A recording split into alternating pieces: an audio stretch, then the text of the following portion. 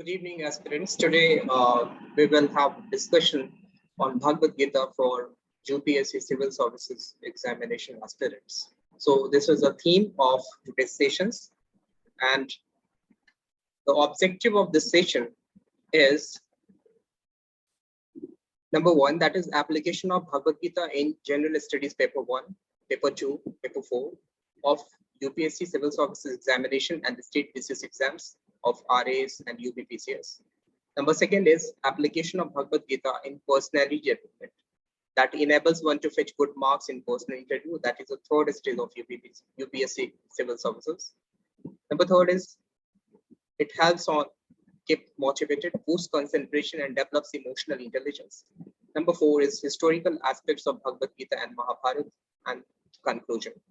So after this session, one will be able to know the application part of Bhagwad Gita and its importance with respect to various general studies papers. So let us go through UPSC previous year paper so that we could know how we can incorporate the contents of Bhagwad Gita.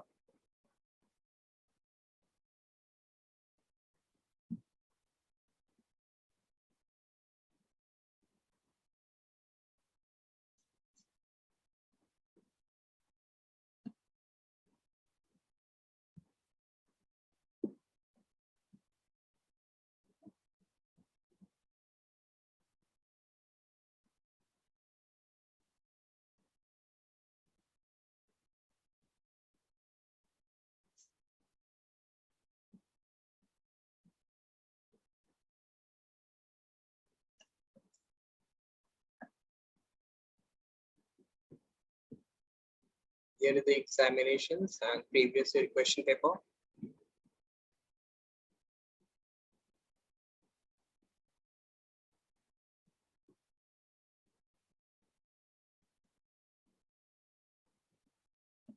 Let us take general studies paper 4 of ethics. So this is the question paper for general studies paper 4 civil services mains examination 2020. And here in this paper, we have 12 questions. These 12 questions have been divided into two sections.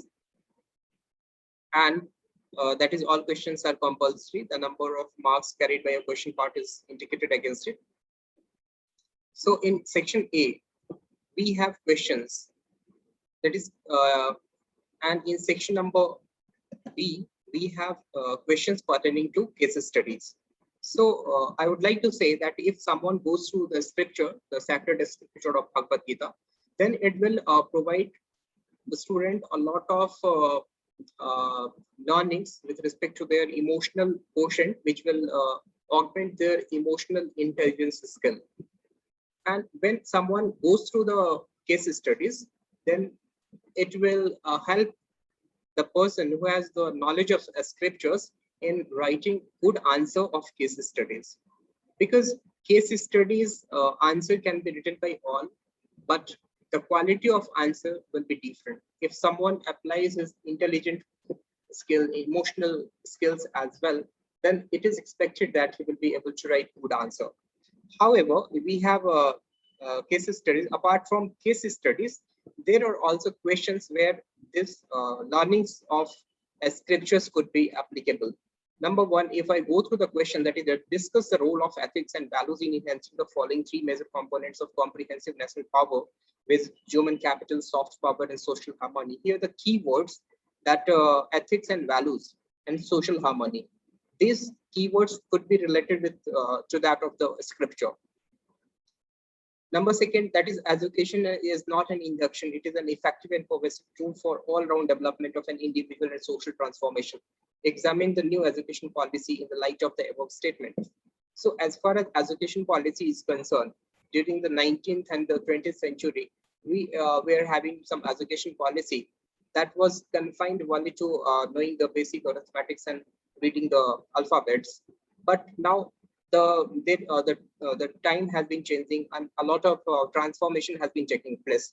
Because of that, the government has come up with the new education policy 2020, and here the focus is more on the holistic education. That is, the learnings must be applied in the action part also. That is, the people today, most of the people are graduates, but engineers or management graduates, but they are lacking some quality. Because of this, they are not contributing good amount to the company where they are working. So in order to improve those skills, the government has brought new education policy. Now, how the scriptures would help here? That in the earlier time also, when we go through some of the verses, then it would be better to apply those parts. But simply just go through the questions, like in second 2a, we have questions like, hatred is a destructive of a person's wisdom and conscience that can poison a nation's spirit. Do you agree with this view? This could be answers in either way. Someone may be agree, someone may be disagree, but the reasoning someone gives in support of the answer is important. So that is the hatred. Hatred is why it is because of jealousy or enviousness, and it is one of the spiritual negative energy. So whenever we compare ourselves with other, then we have this this hatred. But if we have vertical competition with ourselves, then this negative spiritual energy could be eliminated. Now, I'm just giving you these examples because these are the questions where contents of scriptures could be incorporated, and by incorporating those contents, one can fetch good marks in these examinations. So, what teachings of Buddha are most relevant today and why? Here also we could incorporate the learnings of Bhagwad Gita in some right context. So these were the questions, and you must go through these questions. These were the questions from paper number 4.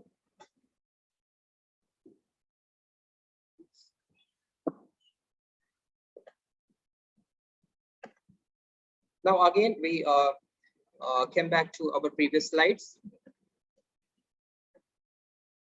That is the objective of session. I told earlier that we could have the incorporations of learnings of Bhagwad Gita in GS paper 4, and in Rajasthan Administrative Service, there is syllabus of Bhagwad Gita, that is administrations and ethics. That ethics plays important role in administration. So they have contributed certain portion, more than 100 marks in their examinations. So it is not possible to go through all the entire 700 verses, but we must go through some of the most effective verses that would have importance on administration, and which can make one administration with good values, with the ethics and integrity. So second thing, that is in UPSC preparation, the third stage is of interview guidance.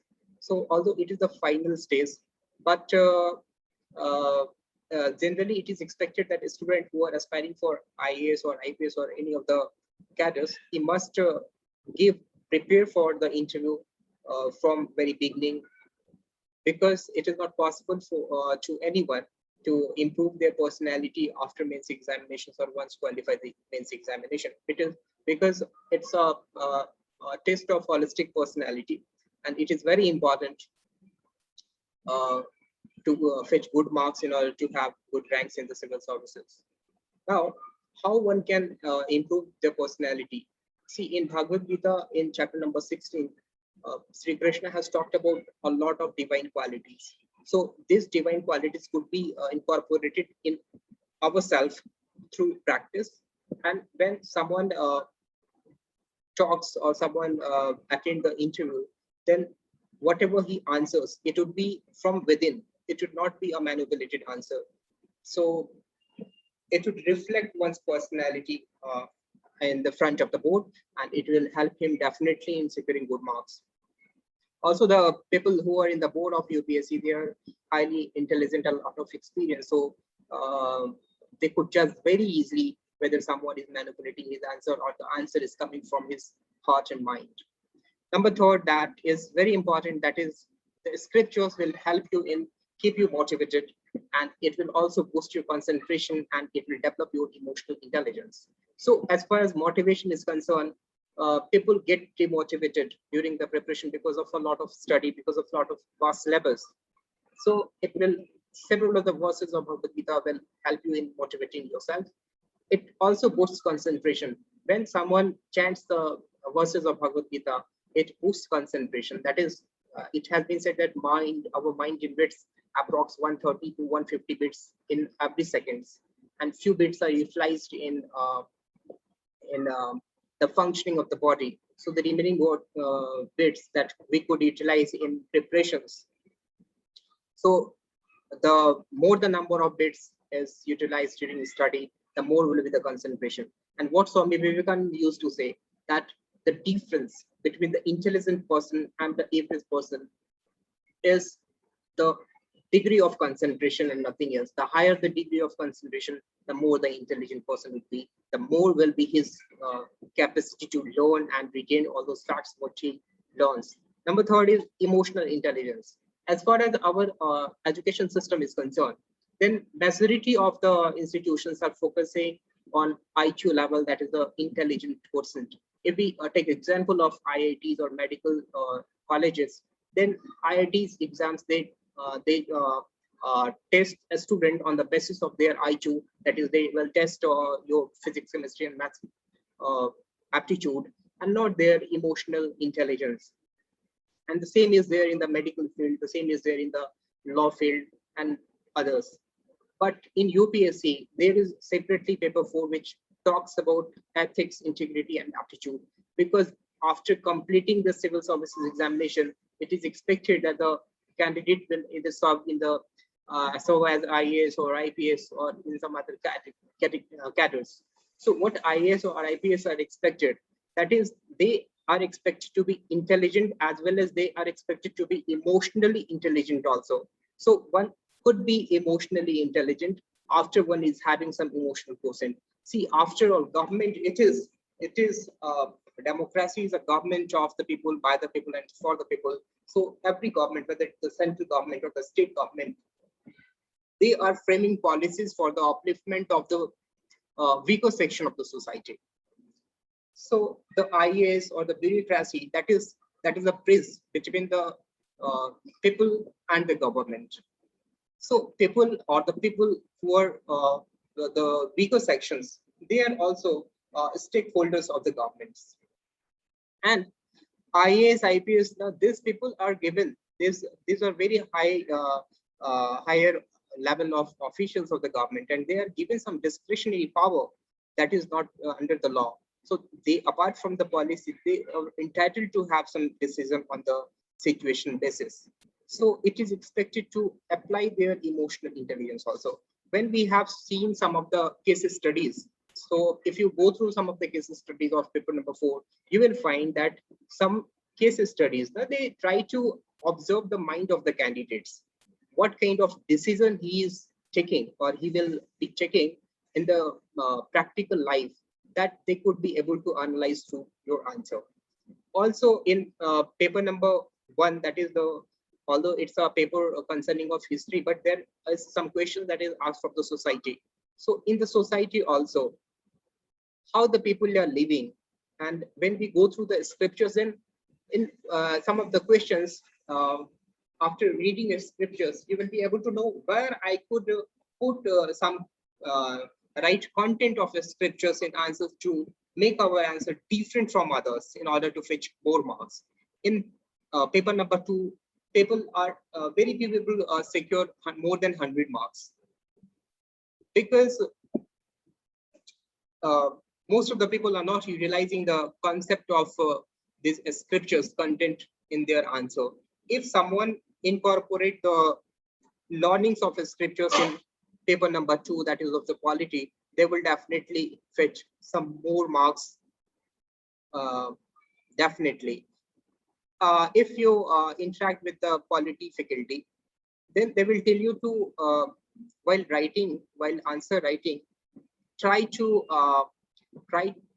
bend your answer or tilt your answer towards the weaker section. That is, you are doing something for the weaker section of the society. don't be biased towards them, but try to be tilted towards it. While writing the conclusion part of the answer, you must try to, uh, if possible, in that context, then try to uh, bend or tilt it towards the weaker section that is more favorable from the government point of view. So these kinds of techniques will help you in fetching good marks. Now, after all, before having the contents of Bhagavad Gita or scriptures, let us know some historical aspects of Bhagavad Gita. As I told earlier, that Bhagavad Gita is a scripture that is having 700 verses taken from Mahabharata, that is longest epic having 1 lakh verses. So Mahabharata itself is teaches us political science, the diplomacy, all those things.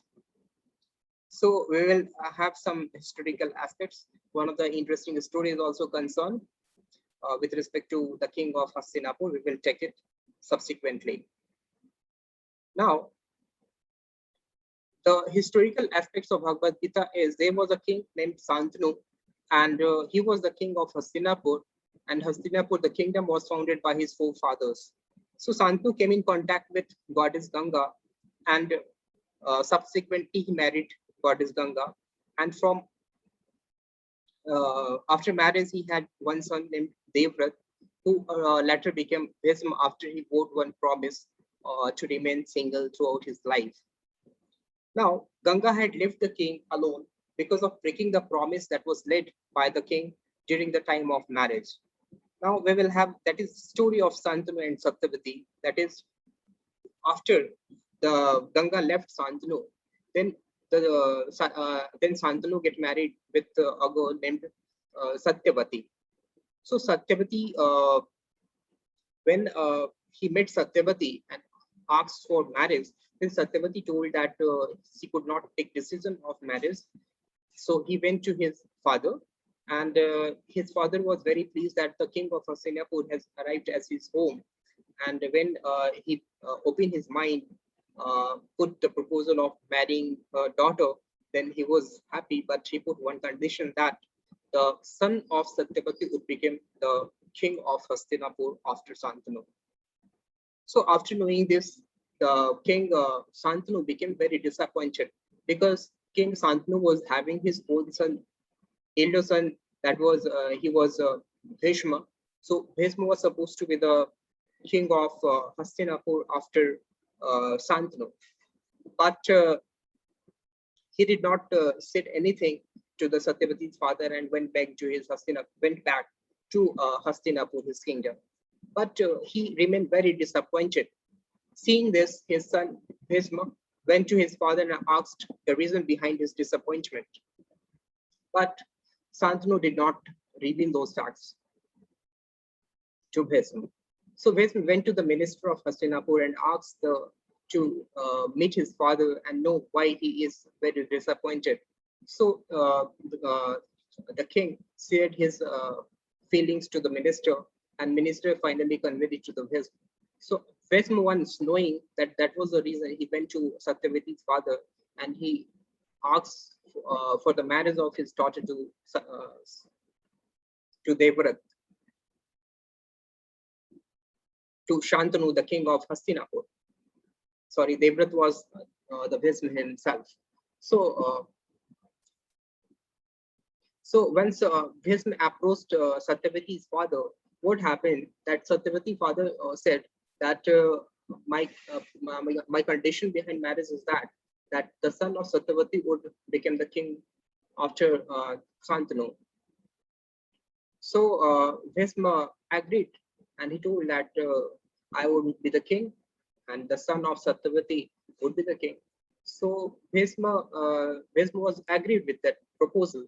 But again, Satyavati's father said that if you marry and if your son captured the throne, then in that case, Bhisma promised him that he would remain unmarried throughout his life and he won't marry. So there is no condition of being a father. So the marriage of Satyavati and Santanu takes place, and that was the vow of the Bhisma that he took before Satyavati's father. Now, Santanu and Satyapati got married and had two sons, that was Chitragada and Vichitravirya. And on the demise of Santanu, Chitragada became the king of the Hastinapur, and Vichitravirya became king after the demise of Chitragada. But he was young, so he took care of the entire kingdom. Swambar ceremony, that was during those days, Swambar used to take place where girls were given the choice to choose to marry. So Bhisma himself went in search of bride for Vichitravirya and took Amba, Ambika, and Alika for the marriage. On the way, what he found that Amba told Bhisma that she loved someone else. So Bhisma freed her and she went to meet that person to whom she loves. But the lover of Amba rejected her. So again she went to Bhisma requesting him to marry. But Bhisma promised to remain single and not marry anyone, did not allow Amba marriage with Bhisma. Now Ambika and Ambalika. So from Ambika, Dhritarashtra was the eldest son of Santanu, and he was supposed to be the king after that is Vichitravirya. And Ambalika, from Ambalika, there was the son Pandu, who is the father of Panja, inherited the throne.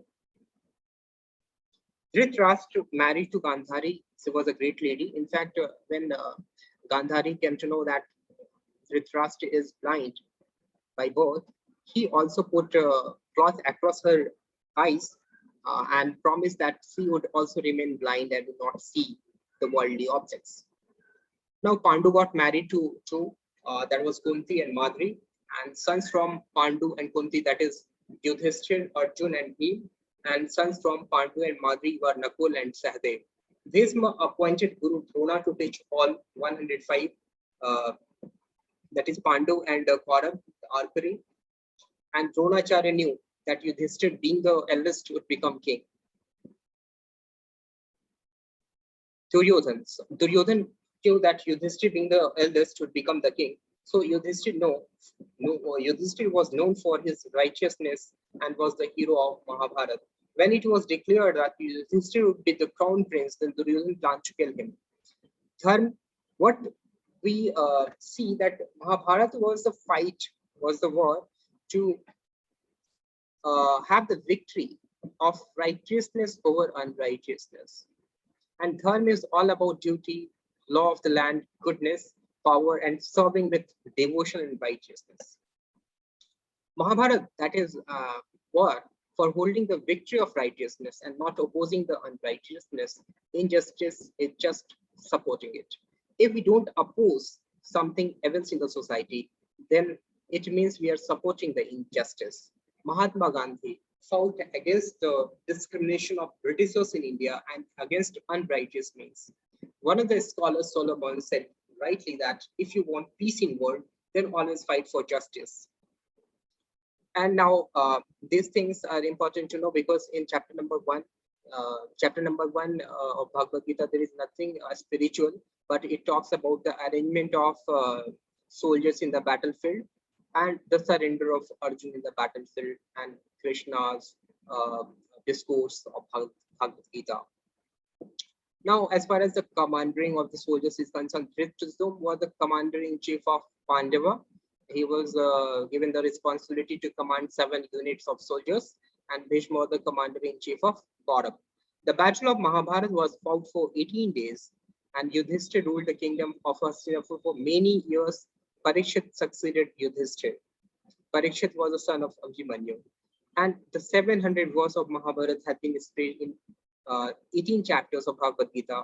These verses are in the form of dialogue between Lord Sri Krishna and Arjuna. Now, as we said that Bhagavad Gita is a composition of 700 verses from Mahabharata. Now, what Gita teaches us? Gita teaches us the techniques to face the challenges, ups and downs of a life. And this Bhagavad Gita was written by Sage Ved Vyas, but originally it was written by Lord Shree Ganesh. In fact, once Ved Vyas Ji went to meet Lord Shree Ganesh and requested him to write the verses for Bhagavad Gita. But Lord Ganesh put one promise that I would said that she would write the verses of Bhagavad Gita, but she put one condition that you should not stop and continue chanting the verses. So Ved Vyas Ji also put one condition that I will continue chanting, but you should write the verses just after understanding the verses, understanding the crux of the meaning of the verses. So Lord Ganesh also accepted, and after that, the verse was written by Lord Shree Ganesh. So now, as far as Mahabharata is concerned, it is the longest epic, and it has a collection of 1 lakh verses.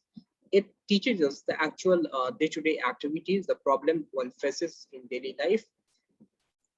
But as far as Ramayana is concerned, Ramayana teaches us the ideal way of living.